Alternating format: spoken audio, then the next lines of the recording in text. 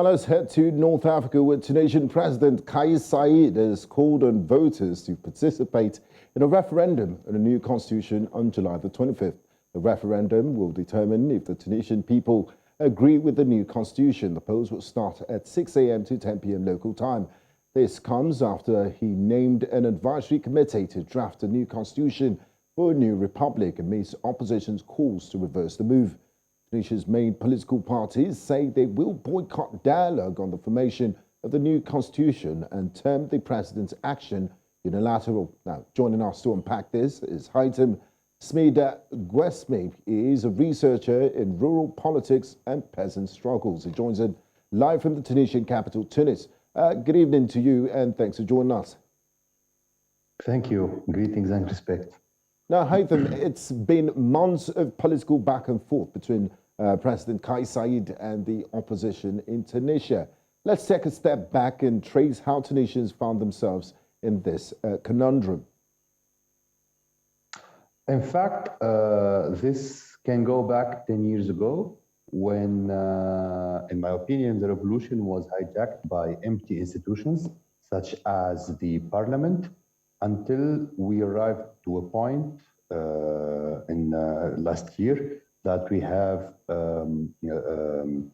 a parliament that doesn't represent the people, that is alienated from the people, and with the COVID-19 situation, last year was a hell for Tunisians. Mm-hmm. Until a point that there was a lot of protests. It didn't calm down during the whole first half of 2021 until the 25th of July came. Now, Haitham, Tunisian President Kais Saied issued a decree to call voters to a referendum on a new constitution on July the 25th, excluding political parties from restructuring the political system. A number of people have said they're going to boycott this exercise. How do you see this playing out? And how important is it for Tunisia to have a new constitution? In fact, what is called a new constitution is just the same constitution of 2014, just with some reforms that focus mainly on the political system, especially to change it from a parliamentary system to a presidential system, and some other modifications, not a whole new constitution. However, it is just some modifications and reforms. Political parties are excluded. They're not boycotting the dialogue, and that's the program presidential in the presidential campaign of the actual president. That's his program of the campaign, because he doesn't believe in party representation, and he believes in direct democracy that goes on individuals in regional and in local elections that go up until the central authority. Now, Haitham, let's look at the personality of President Kais Saied.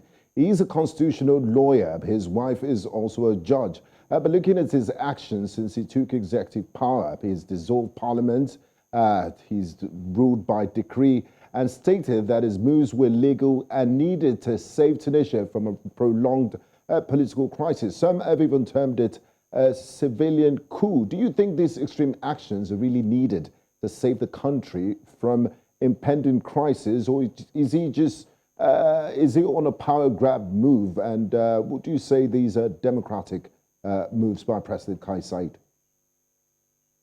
Well, in fact, in the political philosophy, every governance is a power grab. So this president, he was elected by the most majority that free elections in Tunisia have ever collected. Besides, during 2021, just before the July 25th, there was a complete political impasse and blockage, and it was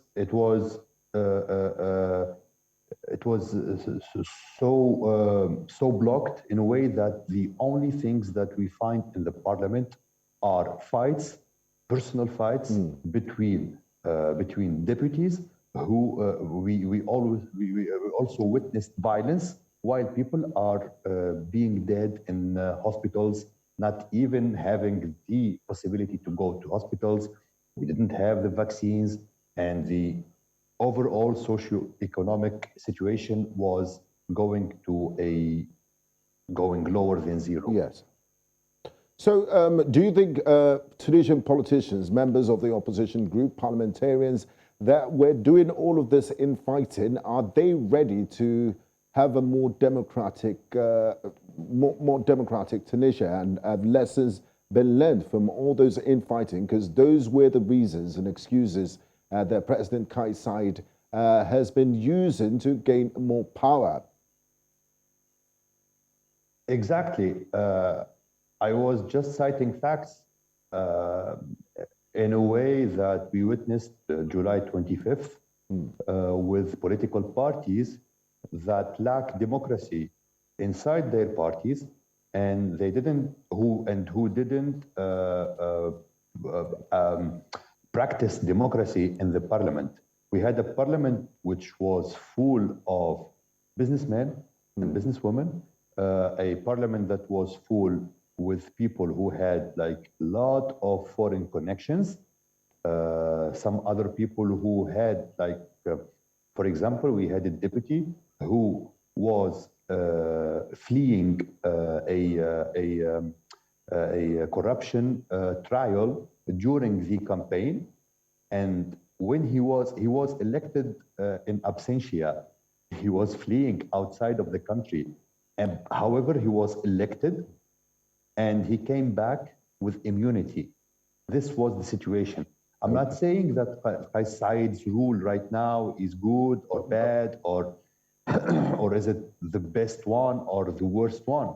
But it's always nice to compare the way things were before and exactly.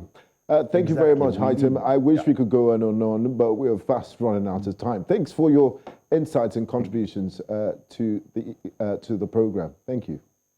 Thank you. You're welcome.